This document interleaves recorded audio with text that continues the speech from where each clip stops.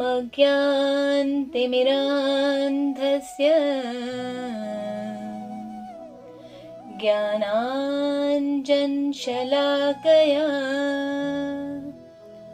चक्षुरुन्मीलितं येन तस्मै श्रीगुरुवे नमः। ईशावास्यं निदं सर्वं यत्किञ्च जगत्यां जगत् तेन त्यक्तेन भुञ्जिता मा गृधः कस्यचिद्धनम्। ब्रह्मैवेदम् अमृतम् पुरस्ताद् ब्रह्म पश्चाद् ब्रह्म दक्षिणस्तस्य चोत्तरेण अधश्चोर्ध्वं च प्रसृतम्। ब्रह्मैवेदं विश्वमिदं वरिष्ठम्। शान्ताकारं भुजगशयनं पद्मनाभं सुरेशं विश्वाधारं गगनसदृशं मेघवर्णं शुभांगं लक्ष्मीकान्तं कमलनयनं योगिभिर्ध्यानगम्यं वन्दे विष्णुं भवभयहरं सर्वलोकैकनाथं। वन्दे विष्णुं भवभयहरं सर्वलोकैकनाथं। वन्दे विष्णुं भवभयहरं सर्वलोकैकनाथम्।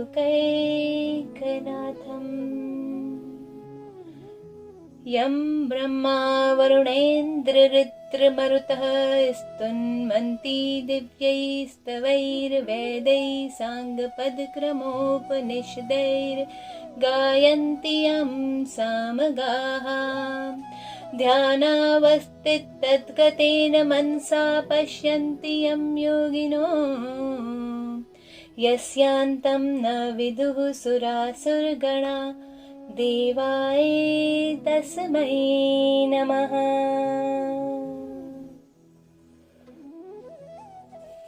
गोपाल गोकुल वल्लभी प्रिय गोप गोसुत वल्लभम् चरणारविन्दमहं भजे भजनीयसुरमुनिदुर्लभम् चरणारविन्दमहं भजे भजनीयसुरमुनिदुर्लभम्। परमपिता परमेश्वर श्री पद्मनाभ वासुदेव श्री कृष्ण को बारंबार प्रणाम। मेरा माय ग्रेटिट्यूड टू ऑल। इस कलयुग में उन्होंने मुझे इस महान कार्य के लिए चुना, उनको बहुत बहुत बहुत धन्यवाद।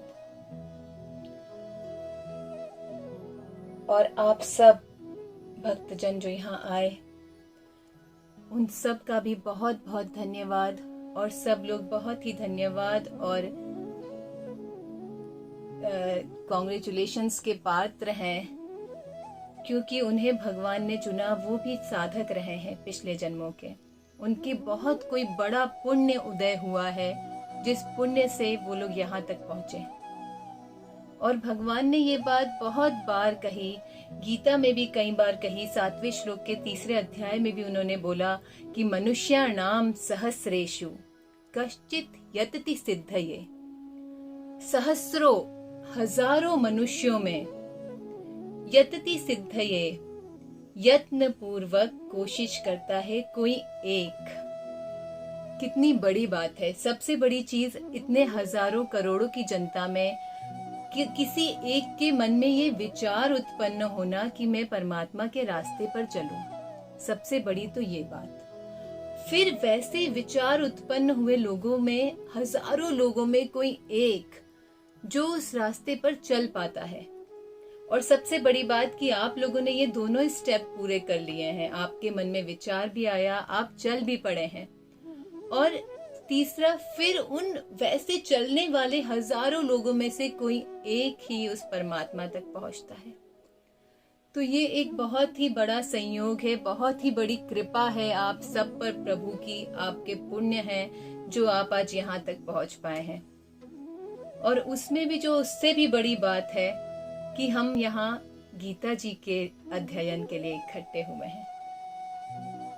और आज का, आप जैसा सबको ज्ञात है कि आज का जो हमारा टॉपिक है वो है गीता जी का महिमा, महात्मा।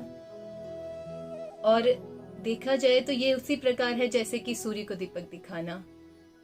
मैं हजारों, मतलब मैं क्या चीज हूँ, मैं या क्या बताऊंगी आपको, क्योंकि मेरे जरिए मैं बस प्रभु से यही प्रार्थना करती हूँ कि वही आकर सब कुछ बोलेंगे। मैं यही मानती हूँ कि वही मेरे अंदर मुझे प्रेरणा देंगे। जो भी आज से हम क्लासेस चलाएंगे, जो भी चीजें चलेंगी, सब मेरे प्रभु ही करेंगे।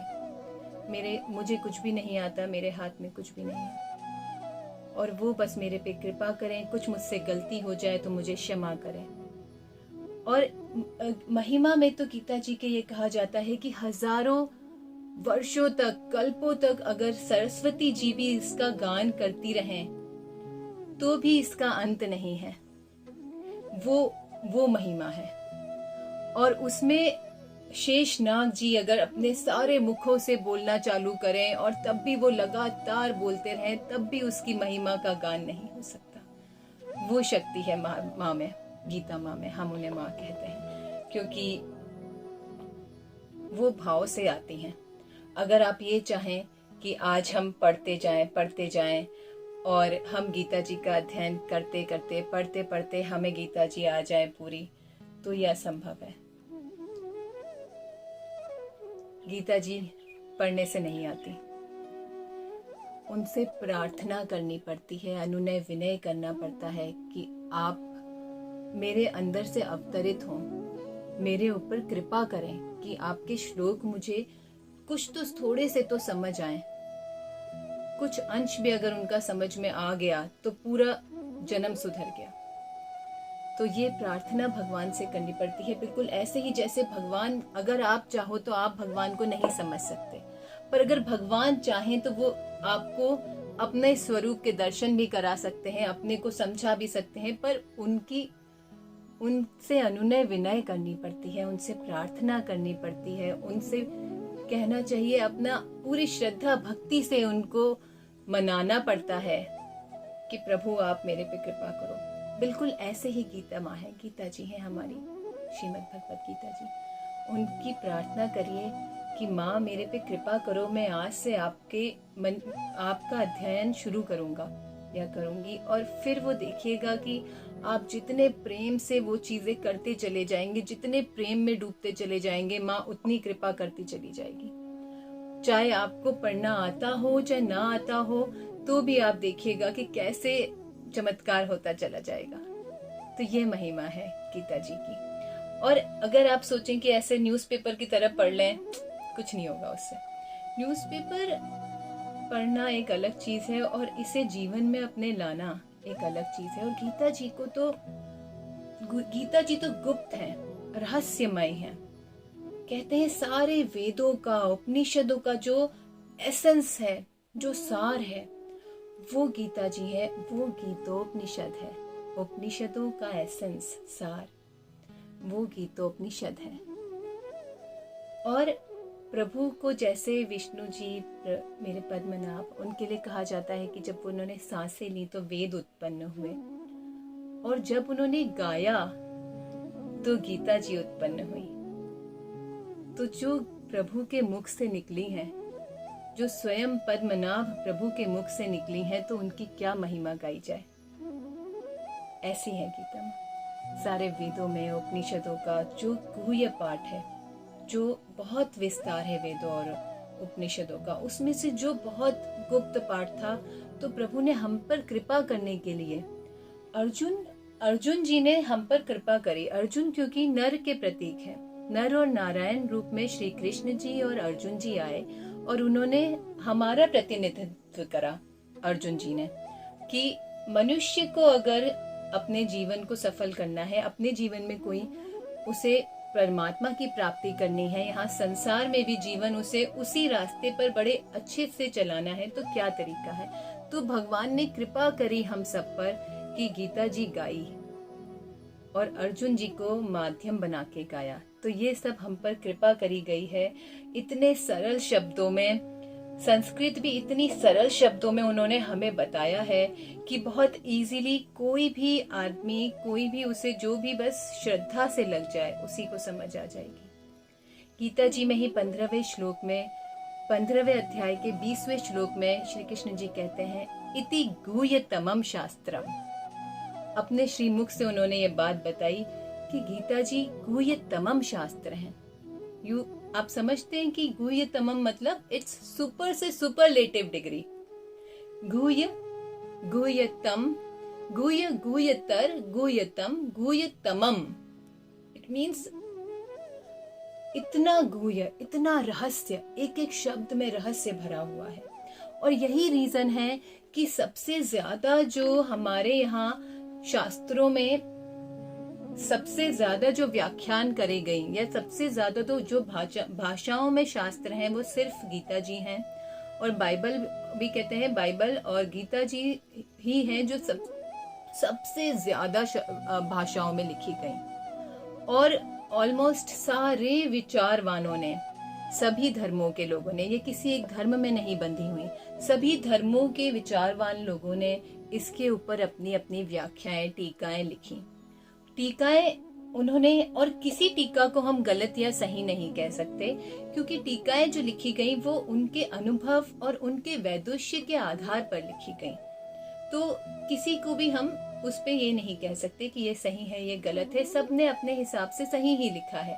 तो इस तरीके से सबसे ज्यादा इन पर टीकाएं करी हुई हैं, हर भाषा में लिखी हुई हैं, और गुह्यतमम शास्त्र हैं। तो वो सारी चीजें, इतना विस्तार हो रखा है गीता जी का कि आप अगर चाहें कि हम बिल्कुल ऐसे ही पढ़ते चले जाएं, रटते चले जाएं और सब होता चल जाएगा, तो ऐसा नहीं होता। आपको उसमें पूरी जान लगा के पढ़ना पड़ेगा। और उस पे हर पुराण, काफी पुराणों में विचारवानों ने चीजें लिखी, महिमा भी उनकी बहुतों में गाई गई। आदि शंकराचार्य जी ने अपनी चीजों में बहुत बढ़िया उनका महात्म्य लिखा कि गीता शास्त्रम इदम पुण्यम, गीता शास्त्र इदम पुण्यम, यह पठेत प्रयतः पुमान्, विष्णोः पदम वापनोति, भय शोक आदि वर्जितः। गीता शास्त्रम इदम पुण्यम, गीता ही एकमात्र पुण्य है। यह पठेत प्रयतः पुमान्, प्रयतः प्रयत्न पूर्वक, पठेत पढ़ता है, जो इसे प्रयत्न पूर्वक पढ़ता है, पूरे एंथुसियाज्म के साथ, पूरी जान लगा के, पूरे जोश के साथ जो पढ़ता है, जो अध्ययन करता है। विष्णु पदम वापनोति, वो निश्चित ही विष्णु का पद पा जाता है, या विष्णु के चरणों में उसको स्थान मिलता है। विष्णु पदम वापनोति भय शोक आदि वर्जितः। भय शोक आदि वर्जित मतलब होता है रेस्ट्रिक्टेड। और भय शोक, भय और शोक, बहुत बार गीता जी में भी अर्जुन को श्री कृष्ण जी ने कहा अभयम, सारे भयों से तू छूट जा, अभय हो जा, ना किसी के आने का डर लगे, ना किसी के छूटने का डर लगे, ये सारे भय तेरे छूट जाएं। और कई जगह उन्होंने कहा उसे कि शोक मत कर, जैसे माँ शुचः शोक मत कर, तू मेरी शरण में आ जा। सर्व धर्मान परित्यज्य मामेकम शरणम व्रज, सारे धर्मों का त्याग करके बस मेरी शरण में आ जा। तेरे सारे पाप भी मैं खत्म कर दूंगा और माँ शुचा, शोक करने की बात ही खत्म हो जाएगी। तो ये सारा शोक भय भगवान ने कहा सब खत्म हो जाएगा। कब? जब आप गीता जी का अध्ययन शुरू करेंगे। गीता शास्त्रमिदं पुण्यम, एकमात्र पुण्य गीता जी हैं, एकमात्र पुण्य गीता जी हैं। और गीता जी के मात्र अध्ययन मात्र से सारे पापों का नाश होता है, ऐसा शास्त्रों में दिया है। ऐसा आदि शंकराचार्य जी ने कहा है, गीता अध्ययन शीलस्य प्राणायाम परस्य च नैव सन्ति हि पापानि पूर्व जन्म कृतानि च। गीता शीलस्य, गीता अध्ययन शीलस्य, गीता का अध्ययन जो कर रहा है, और नैव सन्ति हि पापानि पूर्व जन्म कृतानि च, पहले जन्मों में भी जो उसने पाप कराया है, जो भी पाप उस पे इकट्ठे करे हुए हैं, वह सब धीरे धीरे जो अध्ययन कर रहा है गीता जी का, वो सब खत्म, सारे भस्म हो जाएंगे। ये आदि शंकराचार्य जी ने कही बात।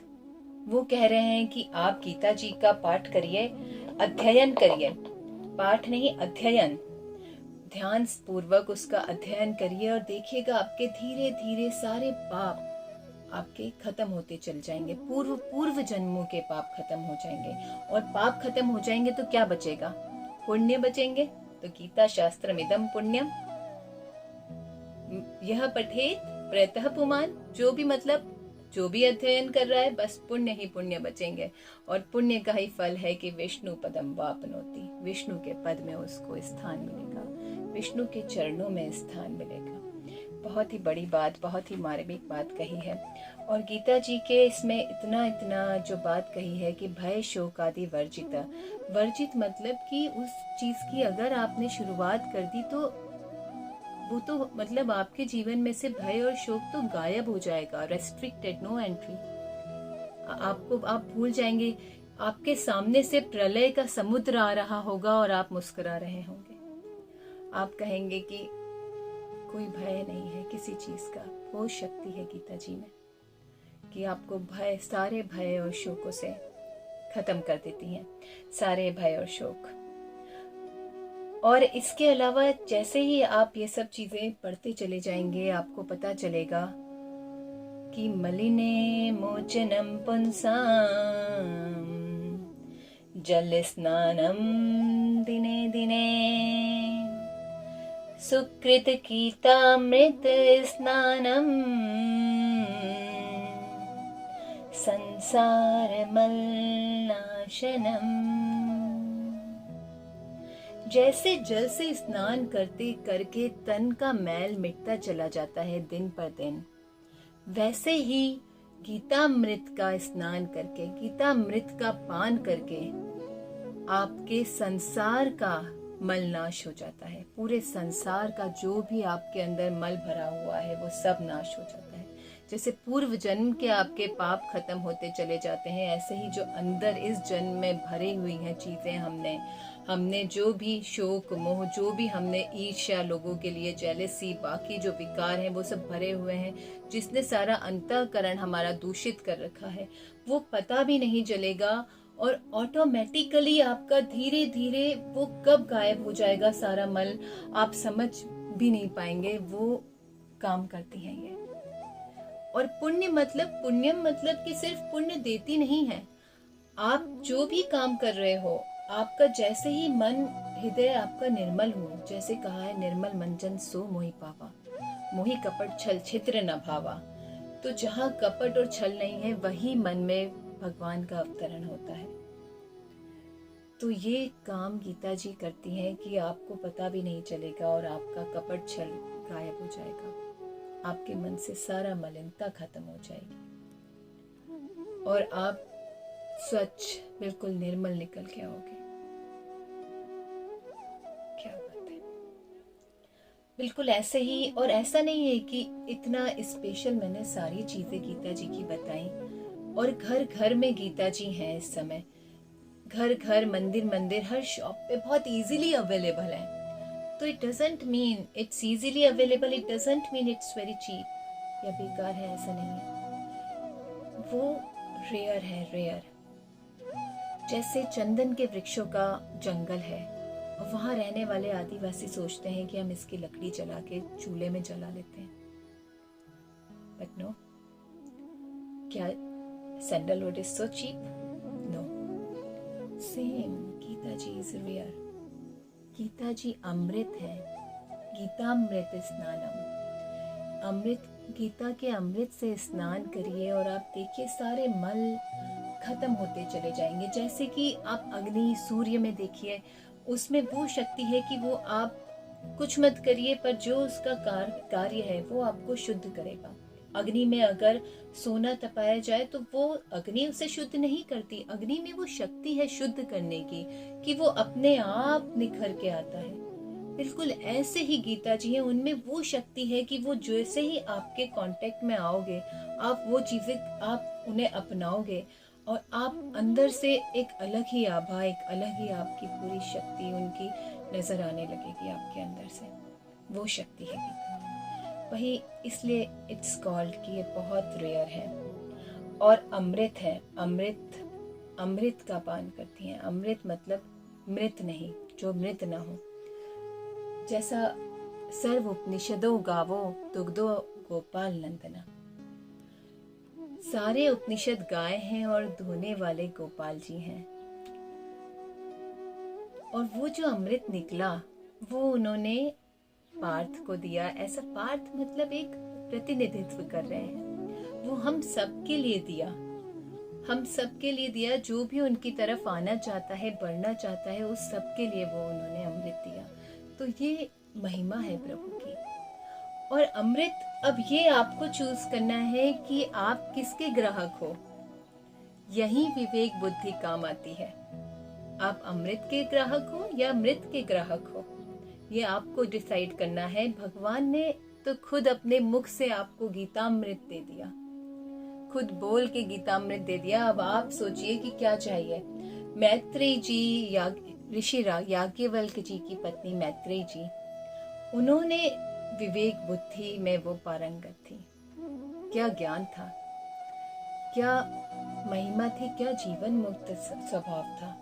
जब उनकी स्टोरी तो मैं बाद में बताऊंगी, पर उनके ऊपर बृहदारण्यक उपनिषद पूरा है, उसमें स्पेशली एक ही पे पूरा जोर है। उन्होंने एक बात कही, बहुत ही मार्मिक बात है, कि ये ना हम अमृत, ये ना हम ना अमृतस्य किम हम केन कुर्यात।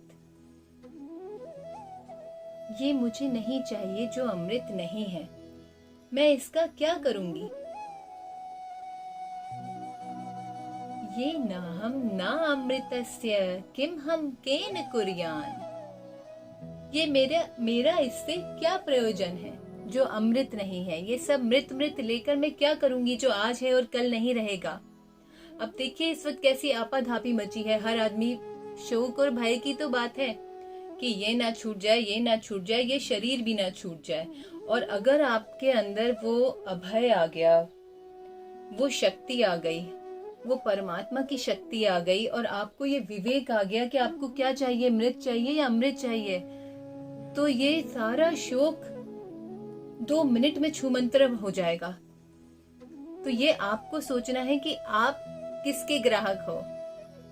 ये ना हम अमृतस्य, ये ना हम ना अमृतस्य किम हम केन कुर्यात। तो इस तरीके से मैत्रेय जी ने तो बहुत बढ़िया तरीके से विवेक बुद्धि से अपना कर लिया। और वो उनका नाम है विदुषियों में, जो ज्ञानवान महिलाएं हैं उनमें उनका नाम है कि हाँ, क्या मैत्रेय जी जैसा होना चाहिए। अगर ज्ञान हो तो मैत्रेय जी जैसा। एक बार काशी में, इसी में एक आगे चलते हैं कड़ी, तो एक बार काशी में विद्वानों का बहुत बड़ी सभा हुई, बहुत बड़ा विवाद हुआ। बहुत बड़ा विवाद होता रहता है। काशी तो फेमस है, शास्त्रार्थ के लिए फेमस है। बहुत विचारवान, बहुत भक्त, बहुत विद्वान है वहाँ। तो वहाँ पर इस बात पर विवाद हुआ कि कौन सा शास्त्र श्रेष्ठ है। सबने अपने अपने शास्त्रों के बारे में बताया। सबने कहा मेरा मेरा, ये खूबी, ये अच्छी बात, ये अच्छी बात, सबने खूब बताया। बहुत बहस हुई, बहुत लंबा चला, पर कोई निष्कर्ष नहीं निकला। अंत में सब लोगों ने ये डिसाइड करा कि चलो जगन्नाथपुरी चलते हैं। जगन्नाथ जी से पूछेंगे, वही बताएंगे कि कौन सा शास्त्र श्रेष्ठ है। सब मिलकर जगन्नाथपुरी गए। अब जगन्नाथपुरी में जाकर उन्होंने एक कोरा कागज और पेन रख दिया भगवान के सामने और पट बंद कर दिया। अब रात भर सारे पंडित, सारे विद्वान मंदिर के बाहर खड़े हैं। ये मैं बिल्कुल सच्ची घटना बता रही हूँ, ये मैं कहानी नहीं बता रही हूँ, सचमुच की घटना बता रही हूँ ये मैं, काशी की। और सब जगन्नाथपुरी जाकर बाहर रात भर पूजा करते रहे, रात भर अपनी साधनाएं करते रहे कि बस हमारे शास्त्र को बता दें, हमारे शास्त्र को बता दें। और इस तरीके से रात भर निकल गई। सुबह जो हुआ उसे देखकर सब आश्चर्यचकित रह गए। चौंकने वाली बात हुई। सुबह उसी कागज पर एक श्लोक लिखा हुआ मिला, जिस पर भगवान ने श्लोक लिख कर दिया, एकम शास्त्रम देवकी पुत्र गीतम। एकमात्र शास्त्र है देवकी पुत्र गीतम, देवकी पुत्र का गाया हुआ गीत। एको देवो देवकी पुत्र एव, एको मंत्रस्य तस्य नमानि यानि, कर्मापयेकम तस्य देवस्य सेवा। उसमें उन्होंने कहा, एकम शास्त्रम देवकी पुत्र गीतम, एकमात्र शास्त्र है गीता, एकमात्र देव है जो गीता जी में बताया है श्री कृष्ण ने। लोग इसका अलग अलग बहुत विद्वानों ने मतलब निकाला, पर जब हम गीता जी पढ़ेंगे तो मैं आपको बताऊंगी धीरे धीरे कि भगवान ने क्या चीजें इसमें गुप्त, मैंने कहा ना बहुत गुप्त हैं चीजें। लोग अगर हम उसे थोड़ा सा छू के भी चले जाएं तो भी हम आनंद आ जाएगा, वो आनंद है। और उसमें जो बताया है कि ये देव, उसके अंदर वर्णित जो मंत्र और उसी में वर्णित गीता जी में वर्णित आपका जो कर्तव्य बताया गया है, वही एकमात्र कर्तव्य है, वही एकमात्र मंत्र है और वही एकमात्र देव है। यह तरीका, ये पूरा श्लोक वहां लिखा हुआ आया।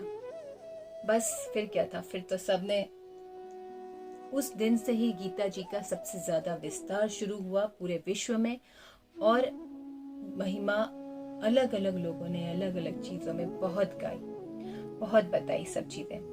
और इस तरह से कई पुराणों में भी, 12 पुराण है हमारा, पद्म पुराण है, उसमें इतने श्लोक, बहुत श्लोक महिमा गाते हुए ये लिखा है कि अगर कोई एकमात्र सिर्फ एक श्लोक भी रोज अपने पूरे जीवन करेगा तो गारंटी की बात है कि उसका अगला जन्म मनुष्य का निश्चित है। कितनी बड़ी बात, कितना बड़ा आश्वासन कि कोई गारंटी दुनिया में छोटी सी चीज की नहीं ले सकता। ये यहाँ तो भगवान ने गारंटी ली है कि मनुष्य जीवन निश्चित है, अधोगति नहीं होगी, कोई भी नीच योनि नहीं मिलेगी उसे। अगर सिर्फ एक श्लोक पूरे जीवन वो पढ़ रहा है रोज की बहुत महिमा है, ये बात आप ध्यान दीजिए। रोज वर्ड बहुत इंपॉर्टेंट है, नियम की महिमा है, नियम की। और ऐसे ही उसमें आगे लिखा है कि अगर कोई रोज एक अध्याय रोज पढ़ रहा है तो, और अगर तो मनुष्य में भी फिर उसका क्या बहुत अच्छा एक जीवन, बहुत अच्छा घर, श्रीमानों के घर में, ये सारी चीजें उसमें बहुत महिमा में दी गई हैं। और अगर कोई पूरी गीता जी रोज पढ़ रहा है रेगुलर पूरे जीवन, और ये चीज मैंने बहुत पहले सुनी थी किसी संत से और मुझे बहुत ही फैसिनेट करी, मुझे मतलब ये बात बिल्कुल दिल को छू गई थी कि अच्छा, इतनी बड़ी बात भगवान ने कही है कि अगर कोई रोज गीता जी का सिर्फ पाठ कर रहा है, अध्ययन कर रहा है, तो उसका मोक्ष निश्चित है। लोग परेशान हैं, जो लोग साधना लाइन पर हैं वो लोग परेशान हैं कि मोक्ष कैसे होगा, मोक्ष कैसे होगा। और इतनी बड़ी चीज, ये तो कोई बड़ी बात नहीं है, आप आराम से कर सकते हो, 1-1.5 घंटे का काम है रेगुलर। अगर पर रोज करने की बात है, नियम से करने की बात है। और अध्ययन का मतलब अध्ययन, सिर्फ रटना नहीं है। वो इतनी महिमा है कि वो इनमें सब गुप्त बातें रहती हैं, कभी समय मिलेगा तो बताएंगे आपको। पर हाँ, ये बातें कहीं हैं पुराणों में, कहीं है पद्म पुराण, वाराह पुराण में ये सब बातें कही हुई हैं। मेरे मन की कोई बात नहीं है, ये सब बातें दी हुई हैं। और आपको मैं बताऊं, नियम की जो मैंने अभी बात कही, मतलब इतनी शक्ति है गीता जी में कि पुण्य भी वही, कर्तव्य भी वही, जो उन्होंने कहा वही कर्तव्य, जो उनमें वर्णित वही मंत्र, जो उसमें वर्णित वही देव। मतलब भगवान ने ये कहा कि कहीं और जाने की जरूरत ही क्या है, किसी और शास्त्र को देखने की क्या जरूरत है। जब सारी चीजें मैंने एक ही जगह पर तुम्हें दे दी हैं, सारा मैंने तुम्हें एक ही जगह पर बता दी बातें, तो फिर क्या जरूरत है। गीता सुगीता कर्तव्या किम मन्यो शास्त्र विस्तरै या स्वयं पद्मनाभस्य मुख पद्माद्रि निसृता। गीता सुगीता कर्तव्य, गीता एकमात्र कर्तव्य है। किम अन्यो शास्त्र विस्तरे, किम अन्य शास्त्र विस्तरे, अन्य शास्त्रों के विस्तार का क्या प्रयोजन है। अन्य शास्त्रों का विस्तार क्यों करें जब गीता ही एकमात्र कर्तव्य है। और या स्वयं पद्मनाभस्य मुख, स्वयं पद्मनाभस्य के मुख से निकली हुई है, इसलिए इसकी महिमा है, इसलिए इसका ही विस्तार करो, इसी को फैलाओ। इस तरीके से भगवान ने जगह जगह अलग अलग चीजें कही हैं। और हमारा पुण्य है जो हम यहाँ तक आ गए और हमारे मन में विचार उठा कि हम इसका अध्ययन करें। और इसी में जो मैंने आपको बात बताई कि सबसे बड़ी चीज है नियम भी होना चाहिए और भाव भी होना चाहिए। आपका भाव काम आता है क्योंकि आप इनसे प्रार्थना करो कि हमें आपके अर्थ समझ में आए, और नियम से चालू करो सारी चीजें। इसमें अब मैं एक चीज बताऊंगी नियम पे आपको, छोटी सी एक कहना चाहिए एक कथा ही है। मैंने बहुत छोटेपन में सुनी थी, बहुत छोटी थी मैं, 9-10 इयर्स की होंगी मेरे ख्याल से, और किसी संत ने सुनाई थी। और वो ऐसी मुझे इतनी मार्मिक कथा है, ऐसा मेरे ऊपर असर डाला उसने कि आज तक वो मुझे वैसी की वैसी याद है। और वो जब भी मुझे बात आती है गीता जी की, तो वही कथा मेरे दिमाग में आती है और मुझे लगता है कि क्या मतलब, क्या चीज है, क्या रहस्य है, और क्या भगवान ही साक्षात इस रूप में आए हैं, ऐसा लगता है बिल्कुल। तो एक बार क्या होता है कि एक संत आते हैं गांव में, और सारे गांव वाले उनसे मिलने जाते हैं। एक किसान भी था, वो बहुत मेहनती था, वो भी जाता है। अब वो जाके संत से कहता है कि महात्मा जी बताइए, कुछ ऐसा उपाय बताइए कि काम करते करते भी और सब काम करते करते भी मेरा उद्धार हो जाए। संत गीता जी के बड़े प्रेमी थे। वो बोलते हैं कि बेटा गीता पढ़। अब किसान कहता है प्रभु मुझे तो पढ़ना ही नहीं आता है, अनपढ़ हूं मैं तो वो बहुत हंसते हैं। वो कहते हैं कोई बात नहीं, तू पढ़ गीता जी। तो वो कहते हैं कि कैसे पढ़ूं जब कुछ आता ही नहीं है। उन्होंने कहा तू पढ़, तो शुरू से आखिर तक बस रोज उसे पढ़, बस इतनी ही बात। संतों की बात बड़ी गूढ़ होती है, वो लोग छोटी ही बात में सब कुछ कह जाते हैं और उनकी बड़ी कृपा होती है। तो उसको भी, पर वो यही बात थी कि वो दृढ़ निश्चय वाला था। उसने कहा कि ठीक है। रोज उसने गीता जी उठाई, पहले पेज से शुरू करता, पूरी लाइन पे सिर्फ उंगली फेरता हर पेज पे, शुरू से आखिर तक। 1 दिन, 2 दिन, 10 दिन, 20 दिन, 1 महीना।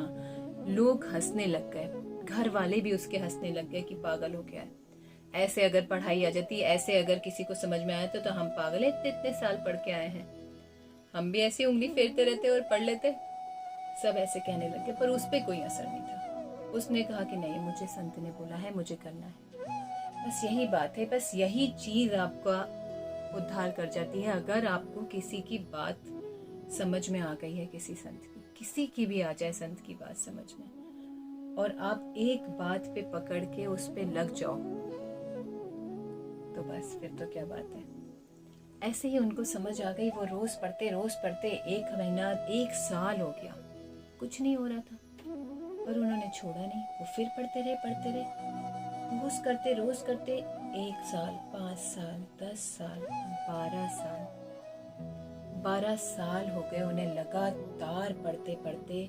एक एक शब्द पे वो उंगली फेरते और पूरे भाव से, कि जैसे वो गीता जी को पढ़ रहे हैं, बिल्कुल उन्होंने ऐसे ही सारा सब पे उंगली फेरते थे। और 12वें साल बाद जो हुआ, लोग आश्चर्यचकित रह गए, लोगों की आंखें फटी रह गईं। लोग कहने लगे कि ऐसा भी होता है, चमत्कार है ये तो। अपने आप वो उंगली फेरते और अपने आप उनके मुंह से श्लोक निकलने लगे, एक एक करके, एक एक श्लोक। लोग स्तब्ध रह गए, हैरान रह गए कि ये कैसे हो गया। पर उन्होंने 12 साल तक हिम्मत नहीं हारी। वो रोज गीता जी का पाठ करते थे, नियम से करते थे और पूरी गीता जी का पाठ करते थे। बस यही चीज है। और आज भी देखिए, मुझे ऐसा लगता है, इस वाली किसे मैं सुनती हूँ ये, तो मुझे ऐसा लगता है कि अरे ऐसे भी लोग हैं, लोग इतने नियम फॉलो करते हैं, छोटी छोटी चीज़ों के नहीं, हम छोटी छोटी चीज़ों के नियम फॉलो नहीं कर पाते। नियम पे मैं बहुत सारी कहानियाँ आपको सुनाऊंगी, स्टोरीज आगे आगे क्लासेस में। ऐसी ऐसी बातें हुई हैं, मतलब ये सब संत हैं, साधनाएं हैं उन लोगों की, कि वो ये सब कर पाए। और देखिए, सबसे बड़ी चीज यही है कि आप भाव से गीता जी को लेके बैठे हैं और पूरे दृढ़ निश्चय से। ऐसा नहीं है कि आज कहीं जाना है, आज ऐसा करते हैं, आज छोड़ देते हैं, कल से करेंगे शुरू। आज ये वाला श्लोक, चाहे एक ही श्लोक रोज करें, मैंने आपको कहा एक ही श्लोक रोज करें, कम से कम मनुष्य जीवन तो मिल जाएगा, इतना तो करके चले। तो यही बात है कि आप शुरू करिए अपना। मैंने कोशिश पूरी करी है कि मैं आपको थोड़ा सा गीता जी का महात्म्य बता पाऊँ, और मुझे पूरी उम्मीद है कि आप लोगों को शायद कुछ थोड़ा बहुत 1% समझ भी आई होगी बात है। तो जितना भी हो पाया है, अब आगे हम अपनी वाणी को विराम देते हैं। आप लोग इस जीवन में ये सोचिए बस कि ऐसा कुछ करके जाना है कि जीवन व्यर्थ ना जाए। ये जो जीवन मिला है इसका कुछ भी पता नहीं है, नेक्स्ट सांस का पता नहीं है, नेक्स्ट स्टेप का पता नहीं है। और अब हम सब देख रहे हैं कि कैसा समय है, और ऐसे में जो कुछ ऐसा तो करके जाए जो आगे जन्मों तक कैरी फॉरवर्ड कर पाए। हमें दिख रहा है कि पैसा और रिश्तेदार तो यहीं रह जाने हैं, कोई नहीं साथ जाएगा, तो कोई तो चीज है ना जो साथ जाती है, वो हमारा अध्यात्म जाता है, हमारा परमात्मा की तरफ बढ़ा हुआ कदम जाता है। भगवान ने जगह जगह आश्वासन दिए हैं कि यह नष्ट नहीं होता है। आपने इस जन्म में जहां तक भी आप पहुंचे हो अपनी साधना में, अगले जन्म में आप उसी के आगे बढ़ते हो। ये आपका वैसा का वैसा कैरी फॉरवर्ड होता है, एकमात्र चीज जो आपके साथ जाती है। तो क्यों ना उसी पे हम मेहनत करें, उसी पर सारा प्रयत्न करें, ये जीवन व्यर्थ ना जाने दें। अपना सारा जोश, सारा ताकत झोंक देते हैं सिर्फ इस चीज में। अब जितनी भी सांसें बची हैं, जितना भी जीवन बचा है, वो सिर्फ परमात्मा में ही जाए। बस यही दृढ़ निश्चय करके हमें शुरू करना है अपना। और कल से हम अपनी गीता जी की क्लासेस स्टार्ट करेंगे फर्स्ट अध्याय से, और उसके लिए जो भी चीज़ें होंगी मैं आपको अपने व्हाट्सएप ग्रुप में अपडेट करूंगी, जो जो आप लोगों को अपने साथ ज़रूर उस वक्त रखनी है साथ में। और यही जो मैंने बात कही, दृढ़ निश्चय, भाव, आपका क्या एंथुसियाज्म है सीखने का, और नियम, एक भी दिन मिस नहीं होना चाहिए।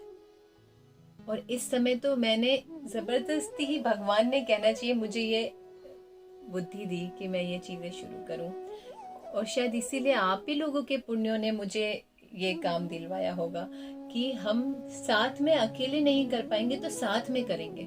किसी न किसी के सहारे से आदमी कर लेता है। हम एक नियम अकेले फॉलो नहीं कर पाते। बहुत बार ऐसा होता है कि हमने रोज करने, ठीक है आज आलस आ गया, आज ऐसा हो गया, पर क्या होता है कि हम किसी के साथ कर रहे होते हैं तो वो चीज हम बहुत लंबे समय तक फॉलो कर पाते हैं। तो हमें यही करना है, टाइम नहीं देखना है। जितना जीवन बचा हुआ है, जितनी सांसें बची हुई हैं, वो ज्यादा से ज्यादा परमात्मा में ही जाए, गीता जी में जाए। क्या महिमा है गीता जी की, और हमें मौका मिला है कि हम उसमें गोते मार पाए।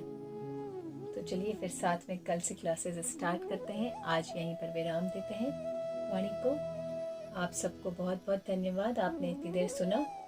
हरिओम तत्सत, हरिओम तत्सत, हरिओम तत्सत। ओम पूर्णमदः पूर्णमिदं पूर्णात् पूर्णमुदच्यते पूर्णस्य पूर्णमादाय पूर्णमेवावशिष्यते। ओम शांति शांति शांति।